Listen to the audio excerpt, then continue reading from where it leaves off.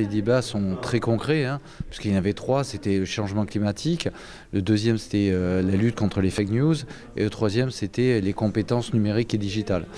Ce qui était intéressant dans ça, c'est que c'est vraiment, dans cette journée, c'est l'apprentissage de la démocratie en tant que telle, puisque déjà d'une part, ils sont mélangés avec d'autres lycéens d'autres pays. On leur force justement à communiquer avec ces autres lycéens. La deuxième chose, c'est qu'ensuite, donc une fois répartis en groupes, ils sont divisés en sous-groupes où là, ils apprennent à travailler avec des personnes qu'ils ne connaissent pas pour faire émerger des idées.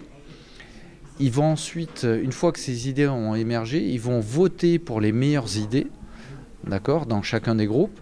Ensuite, dans le groupe, la commission dans laquelle ils votent à nouveau pour sortir 3 idées importantes. Et ensuite, ils vont voter pour qui va représenter et défendre ces idées-là auprès des députés. Voilà. Et en finale, à la fin de la journée, nous sommes tous rassemblés. Et là, devant des députés européens, ils font des propositions et ils discutent avec eux. C'est vraiment, comme on dit, un travail à la fois citoyen, l'apprentissage démocratie et aussi justement cette idée de l'Europe, à quoi ça sert.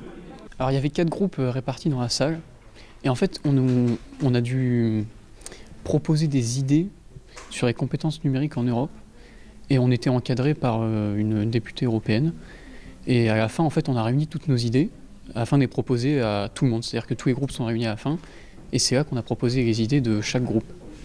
Alors qu'est-ce que ça représente de se dire justement qu'on a participé finalement au débat européen sur ce thème? Ça représente beaucoup, c'est vrai que c'est quand même, c'est quand même quelque chose, c'est même une fierté je pense pour tous ceux qui ont participé, parce que c'est vrai que c'est se dire qu'on est allé jusqu'à Bruxelles pour débattre, participer à l'Europe, en plus que du coup on a vraiment eu un rôle dans l'Europe en fait, pour une fois on peut dire, avant les européennes, et du coup c'est vrai que c'était très intéressant. Voilà. Nous ce qu'on a proposé en fait c'était de mettre en place une garantie pour, en ce qui concerne l'obsolescence programmée, parce qu'il y a énormément de tous les produits technologiques de nos jours, il y a une espèce d'obsolescence programmée qui est mise en place pour que les produits en fait se détériorent plus vite que prévu et qu'on les rachète très vite. Et donc ça crée beaucoup de déchets.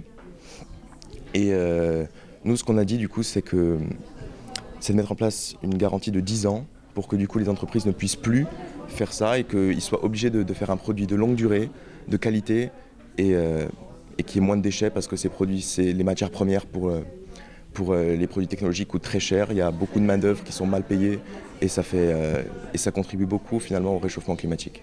C'était important pour nous, comme ça on a déjà vu 2 députés, donc du coup ça nous a permis de parler avec elles, de comprendre un petit peu ce qui se passait, comment ça se passait dans un Parlement européen, donc voilà. Et qu'est-ce que vous retiendrez de ce séjour, de ce voyage? C'est intéressant, après on a fait avec des Bulgares et des Espagnols, donc du coup ça nous a permis aussi de discuter avec d'autres personnes qui avaient d'autres points de vue sur les fake news par exemple, donc voilà, donc c'était vraiment très intéressant et ça nous a permis aussi, on a visité un petit peu le Parlement et ça nous a permis franchement de savoir comment ça se passait à l'intérieur.